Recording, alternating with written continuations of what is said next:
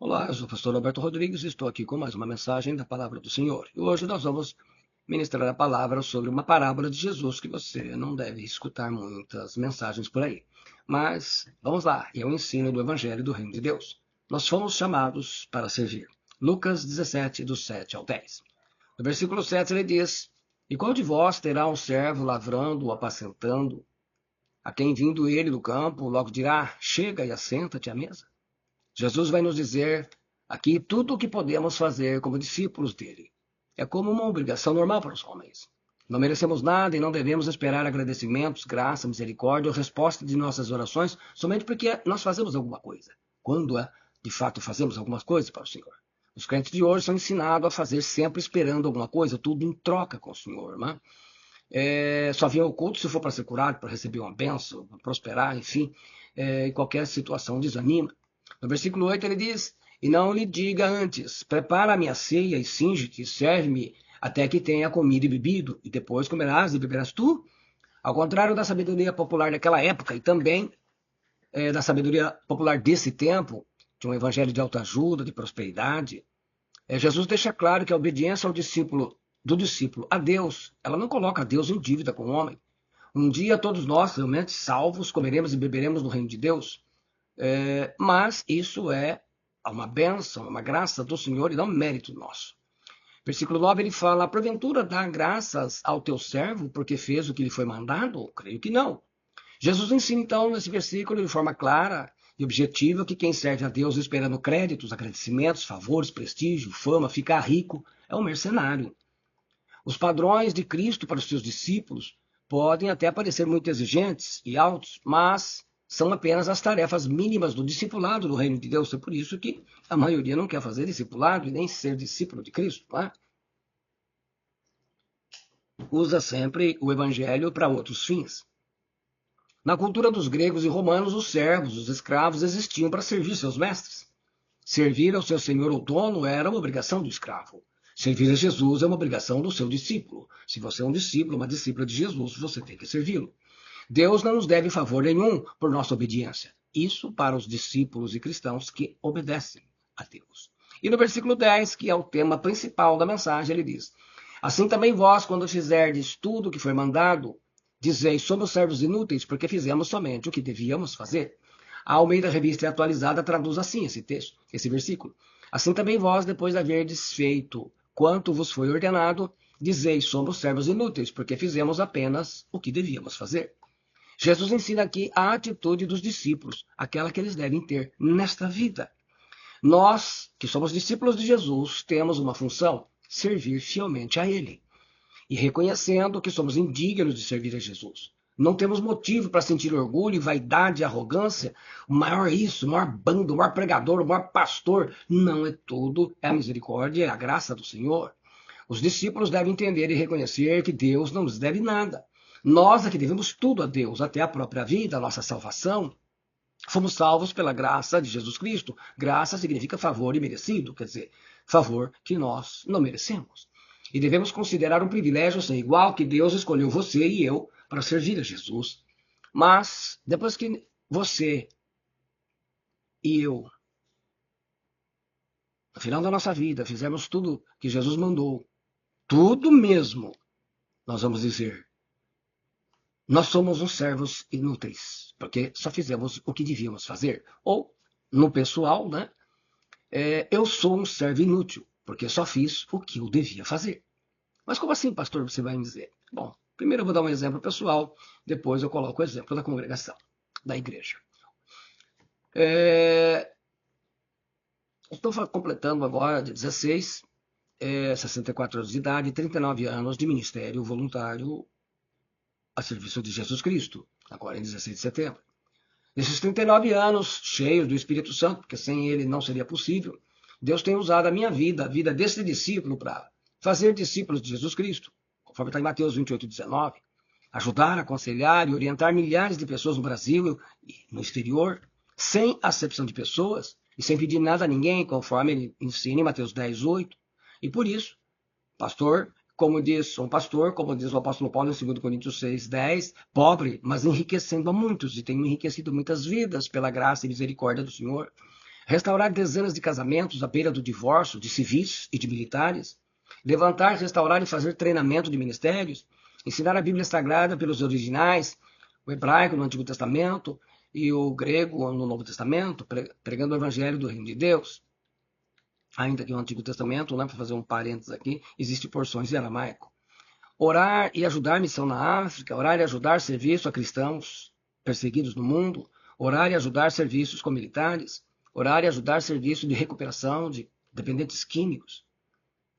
Mas mesmo assim, chegará um dia de prestação de contas que eu vou dizer para Jesus: eu sou um servo inútil, porque só fiz o que eu devia fazer. Até lá eu sou um candidato a servo inútil. Você vai perguntar, mas aqueles que nem isso estão fazendo? Essa é uma outra parábola. O discipulado. Jesus ensina em Lucas 6,40 que o discípulo não é superior ao seu mestre, mas todo aquele que for bem treinado será como seu mestre. O discipulado é primeiramente um treinamento que Deus faz na sua mente, no coração, no caráter do modelo, porque a palavra ela vai trabalhando, né? Deus sempre vai colocando. É isso, e por isso que Jesus mandou fazer discípulos, para moldar o caráter, e essa geração hoje tem uma dependência, infelizmente, de uma distorção de caráter. Qualquer pessoa que participe ativamente do discipulado, ela muda para melhor, mesmo que ela não perceba no começo. Você vê diferença entre um discípulo e um crente comum, nas palavras, nas atitudes, na maneira de agir, no ato de perdoar, no ato de pedir perdão. A raça de Adão que está em sua natureza começa a ser tratada por Deus através do Espírito Santo com a ministração da palavra. Por isso que ele fala que o discípulo bem treinado. Quando um discípulo abandona o discipulado, aos poucos começa a deixar de fazer as coisas que agradam a Deus e passa a viver para a felicidade da sua raça de Adão. E é onde começa toda essa carnalidade.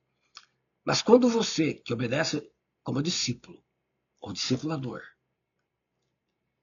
quando terminar o seu dia, lá em Cristo, no dia de Cristo, você vai dizer: eu sou um servo inútil, porque só fiz o que eu devia fazer. Até lá, eu sou um candidato a servo inútil. Mas e aqueles que nem isso estão fazendo? Bom, essa é uma outra parábola. Terceiro, cultos na congregação, que tem sido uma polêmica nos nossos dias. Atos 2,46 diz: e perseverando unânimes todos os dias no templo e partindo o pão em casa, comiam juntos com alegria e singeleza do coração. Segundo dados do Instituto Gallup, ele indica que há 20 anos atrás, 42% dos adultos frequentavam os cultos dos finais de semana. Hoje, segundo os dados deles, são atualmente não estão nos nossos dias, mas vamos pegar esse como exemplo, 30%. Quer dizer, o Datafolha em 2007 tinha também na época não tinha tantos problemas como hoje, uma estatística muito próxima, colocando aí 25%. Então a média era, hoje, nos dias, nós temos 3 de cada 10 crentes, 3 são aqueles fiéis que vão todos os domingos, 4 domingos do mês. Então veja bem, aí apareceu o cidadão e ensinou, o cidadão vai 4 domingos, 3, 2, 1. O cidadão apareceu e ensinou: olha, vocês podem faltar um domingo no culto para ficar com a família. Em 30 dias ele vai 4, 3, 2 ou 1. Se ele vai 1, esse dia que ele ficar, ele não vai mais. Ele vai ficar aí desigrejado, como tem a nomenclatura que dão hoje atualmente. Se a gente olhar isto, efetivamente, as pessoas têm 26 dias em 30. Segunda, terça, quarta, quinta, sexta e sábado. Tem o domingo o dia inteiro. Mas, na verdade, é só uma desculpa. Porque o cidadão que vai 2, 3 vezes no mês, mas não importa. O que é importante? Mesmo para você que vai frequentemente, talvez dê até valor ao seu culto, a participação, o que vai acontecer? Você vai chegar naquele dia e vai dizer: eu sou um servo inútil. Ou todos os 30% vão dizer: nós somos servos inúteis, porque só fizemos o que nós devíamos fazer. Até lá somos candidatos a servos inúteis. Mas aqueles que nem isso estão fazendo. Imagina que hoje é um sacrifício. A igreja primitiva, a comunidade, a igreja a qual eu pastorei, quando a gente começou, a gente tinha de fato cultos todos os dias. Segunda, terça, quarta, então a gente fazia segunda, terça e quarta cultos nas casas. Quinta-feira, discipulado. Sexta-feira era discipulados dos discípulos. Sábado, culto. Domingo, culto. De fato, na época, quando a gente estava começando, e a igreja sendo batizada com o Espírito Santo, as pessoas sendo salvas, aprendendo a usar os dons. Mas o meu falecido pastor, eu vou para um encontro, nós vamos para um encontro de pastores. Pastor que vai ministrar para pastores que estão começando. E ele disse, gente, como é que esse povo precisa ficar com a família todo dia? E de fato, a gente entendeu que era correto e chegamos lá. Irmãos, a partir de agora, nós vamos só 3 dias da semana. Quarta-feira, culto nas casas de evangelização, as casas que precisa. Quinta-feira, o discipulado, que nós temos até hoje. E no domingo, o culto. Os irmãos acharam ruim e tudo, mas aceitaram. Hoje, nós temos 2 dias de trabalho. O discipulado importante, e o culto com a congregação no domingo. Então, na quinta-feira. Se for ver, são 2 dias na semana. Mas, mesmo fazendo tudo isso, nós vamos chegar lá um dia diante de Jesus e vamos dizer assim, nós somos servos inúteis, porque só fizemos o que nós devíamos fazer. Até lá nós somos candidatos a servos inúteis. E você pergunta, mas esses que nem isso estão fazendo? Bom, cada um de per si, como diz Paulo em Efésios. Cada um por si, nós somos responsáveis. Nas orações e ceia do Senhor. Atos 2,42 diz, e perseveravam na doutrina dos apóstolos, e na comunhão, e no partir do pão, e nas orações. A igreja de Atos, ela perseverava no discipulado, a doutrina dos apóstolos, onde aprendia, na comunhão, a koinonia, entre os irmãos, a ceia do Senhor, que eles chamavam no partir do pão, e nas orações. Hoje, quantos cristãos vivem uma comunhão com seus irmãos de fé?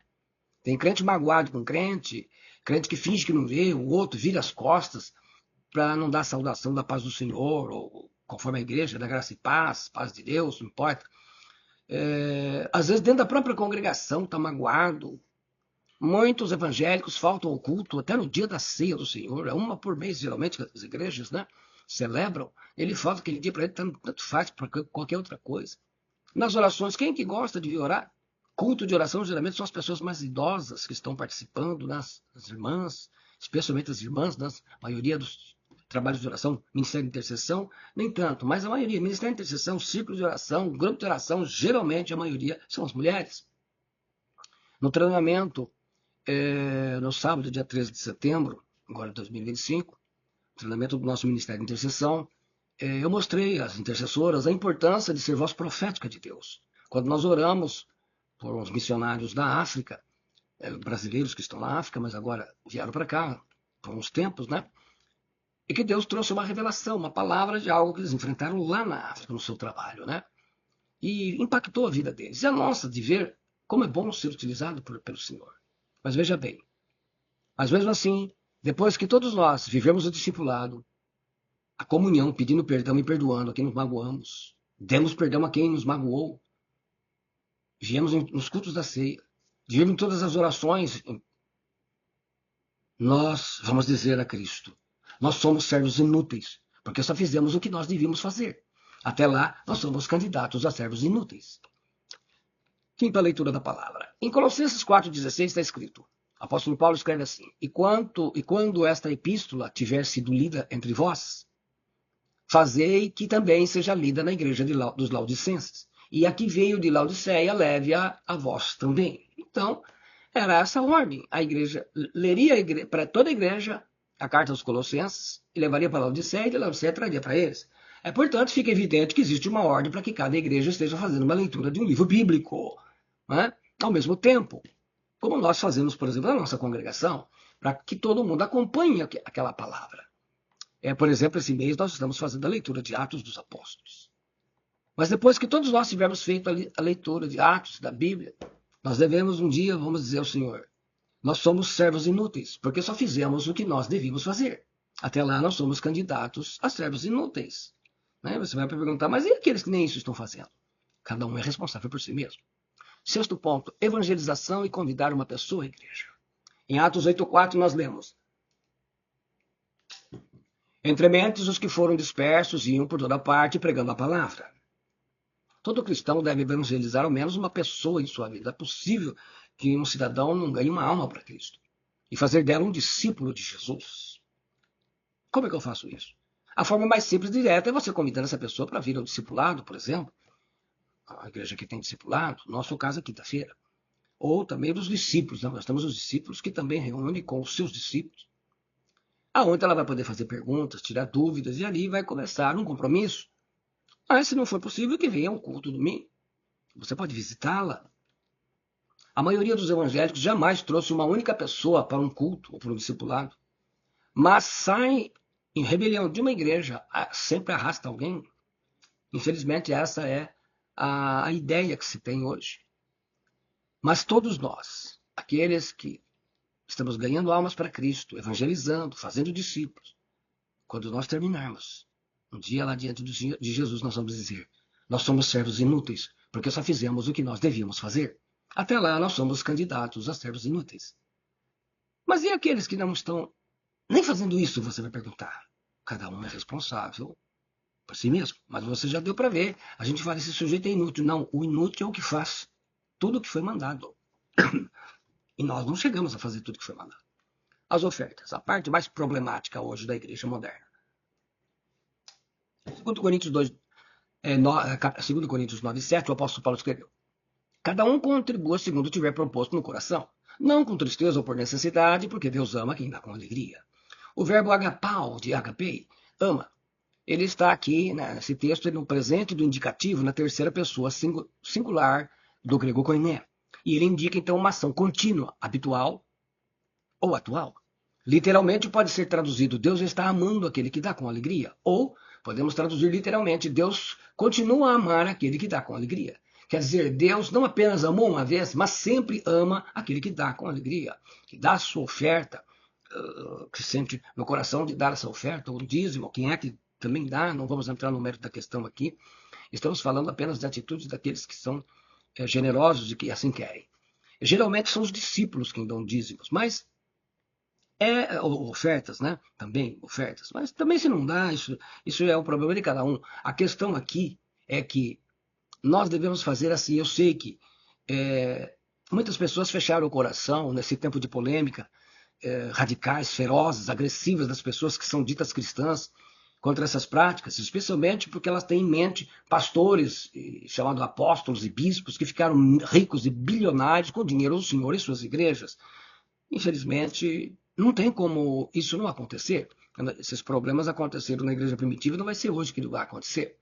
Mas você deve, então, se dedicar, orar, mas enfim, o texto aqui não é para pregar sobre isso. É que o texto diz assim: cada um contribua segundo tiver proposto no coração. Então, o apóstolo não está falando de quantidade, se é tanto, se é tanto. Ele está falando de coração, que você pode fazer uma oferta generosa do jeito que você quiser, mas ele está falando da atitude, aquele que dá com alegria. Ora, sinceramente, se você vai dar a sua oferta ou dízimo, e isso te entristece, isso te deixa chateado, você fica constrangido para não ser cobrado. Meu irmão, para de fazer isso. A Bíblia diz aqui, o texto diz: Deus ama quem dá com alegria. Ele não fala quantia. Ele fala de ajudar a obra do Senhor. Claro que você vai verificar aí a obra que tem missões, que tem discipulado, que tem trabalhos, que tem projetos, que tem coisas que vai utilizar para o reino de Deus. Né? Isso é um critério de cada um. Se você não tem alegria em colocar a mão no bolso e contribuir, gaste o seu dinheiro com outra coisa. Não faça isso, não. Mas mesmo assim, vamos considerar todos aqueles que têm alegria de dar dízimos e ofertas, ou só ofertas, não importa.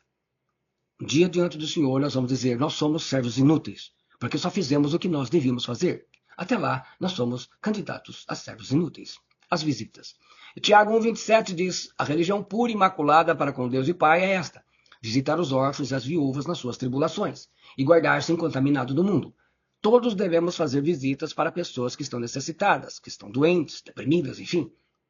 Todos. Então, isso não é só dever de pastor, é dever de todo cristão, todo cidadão humano. Né? Mas o cristão muito mais, porque fomos chamados para servir. Mas mesmo assim, depois de nós fazermos todas as visitas que pudermos, aonde quer que seja, um dia diante do Senhor nós vamos dizer: nós somos servos inúteis, porque só fizemos o que nós devíamos fazer. Até lá, nós somos candidatos a servos inúteis. Mas e aqueles que não estão fazendo nem isso, você vai perguntar? Cada um é responsável por si mesmo. Nono, servir. O apóstolo Pedro escreve em 1 Pedro 4,10: servir uns aos outros, cada um conforme o dom que recebeu, como bons dispenseiros da multiforme graça de Deus. Todos os cristãos são chamados para servir e ajudar. Não importa onde. No discipulado, nas orações, no círculo de oração, no ministério de intercessão, no ministério de discipulado de crianças e adolescentes, na equipe de limpeza, na equipe de porteiro, na equipe da ceia do Senhor, na equipe de biblioteca, na equipe de transporte dos irmãos, na equipe de promoção de eventos. Não importa a equipe que tenha, mesmo que você não faça parte de equipe nenhuma, você não está isento de trabalhar. Todo cristão tem que servir porque recebeu um dom. Ele diz, conforme o dom que cada um recebeu. Então todo mundo recebeu um dom. Mas depois da gente fazer todo esse trabalho e servir, um dia diante do Senhor nós vamos dizer, nós somos servos inúteis, como ele mesmo disse, porque só fizemos o que nós devíamos fazer. Até lá nós somos candidatos a servos inúteis. Aí, continue perguntando, e aqueles que nem isso estão fazendo? Cada um é responsável por si. Ministério de louvor, cantarinos, enfim, tudo que envolve louvor. Em Colossenses 3,16, o apóstolo Paulo escreveu, a palavra de Cristo habite em vós abundantemente, em toda a sabedoria, ensinando-vos e admoestando-vos uns aos outros, com salmos, hinos e cânticos espirituais, cantando ao Senhor com a graça em vosso coração. Não havia ministério de louvor na igreja primitiva, porque toda a igreja era um ministério. Ministério quer dizer serviço, na palavra diaconia, palavra grega. Toda a igreja era um ministério de louvor. A regra básica era ser discípulo de Jesus, pois esta orientação o apóstolo Paulo diz, a palavra de Cristo habite em vós abundantemente, em toda sabedoria, ensinando-vos e admoestando-vos uns aos outros, seu discipulado. Isso só acontece no discipulado. Fora disso, se você for trazer uma palavra de repente para um irmão, para uma irmã, a coisa termina, né? Vai ter que chamar o pastor. Falar isso geralmente tem gerado agressões, as pessoas ficam ofendidas e assim. Depois da seleção de músicas dos cultos, é bem definido pelo apóstolo Paulo, ele fala de salmos, os salmos representam a palavra do Senhor, nesses tempos não estava ela completa. Então, geralmente era salmos mesmo, e aqueles salmos que eram usados, inspirados pelos próprios cristãos, então, que vieram, que se tornaram parte das epístolas, né? Então, salmos são os textos bíblicos, hinos inspirados neles e nos heróis da fé, e cânticos espirituais, que são cânticos do Espírito Santo, são cânticos, a igreja primitiva usava os dons, né? Cantando ao Senhor com graça em vosso coração. Infelizmente, como a grande maioria dos grupos de louvores não são discípulos, música, que são verdadeiro lixo, impregnam os cultos em muitas igrejas, e não obedece à palavra de Deus, nem muitas vezes ensina algo da palavra de Deus, mas muito mais a teologia ou o entendimento do compositor. Mas todos os crentes devem cantar e ouvir louvores do Senhor, em qualquer lugar, e não músicas do mundo que já estão malignas. Mas depois que nós cantarmos todos os louvores ao Senhor, um dia nós vamos dizer, nós somos servos inúteis, porque só fizemos o que nós devíamos fazer. Até lá, somos candidatos a servos inúteis. Mas e aqueles que não estão fazendo isso? Bom, cada um por si. E por último, vou falar aqui para o ministério de intercessão e para todas as igrejas que têm ministério de intercessão. Entre outros, em 1 Timóteo 2, capítulo 2, versículo 1, 3, Paulo escreve, nosso grande apóstolo, admoesta-te, pois, antes de tudo, que se façam súplicas, orações, intercessões e ações de graças, por todos os homens, em favor dos reis e de todos os que se acham investidos de autoridade, para que tenhamos uma vida quieta e sossegada em toda piedade e honestidade, porque isto é bom e agradável diante de Deus, o nosso Salvador. Toda a igreja primitiva era um ministério de intercessão, só você olhar lá em Atos 12, 5. Hoje, Deus chama discípulos e discípulos para compor o ministério de intercessão. Dificilmente alguém que não seja discípulo consegue permanecer nele por causa do compromisso, do nível de compromisso e treinamento que ele exige. Exige compromisso com Deus, e isso gera uma necessidade de treinamento, conforme Efésios 4, do 11 e 15, por exemplo, para orar e obedecer aos princípios espirituais da palavra do Senhor, e ser levantado pelo Espírito Santo como voz profética na igreja, na cidade, no país, até nas nações, dependendo da vontade de Deus. E quando nós oramos por todas as causas que Deus nos tem colocado, e sermos voz profética, aonde Deus mandar, trazer a palavra do Senhor aos corações, um dia nós diremos, depois que terminar tudo isso na presença de Jesus, nós somos servos inúteis, porque só fizemos o que nós devíamos fazer. Até lá nós somos candidatos a servos inúteis. Então nós não temos motivo para nenhuma arrogância, para nenhuma vaidade pessoal. Nós sabemos que o Senhor é maravilhoso e vai dar galardões para todos aqueles que o servem, mas a gente deve entender que tudo não é porque merecemos, é porque Ele nos ama, porque Ele é maravilhoso, Ele é um Deus tremendo, é um Deus cheio de misericórdia, de eternas misericórdias. Tudo o que nós temos é dele, e é para Ele, e é por Ele, e que nós, de fato, não merecemos nada, e que Deus não deve nada para ninguém. Mas um dia Ele vai galardoar a todos, que aqueles que servem. Então, como nós falamos aqui o texto de Jesus, nós somos servos inúteis, porque só fizemos o que nós devíamos fazer. Eu sou o pastor Alberto Rodrigues.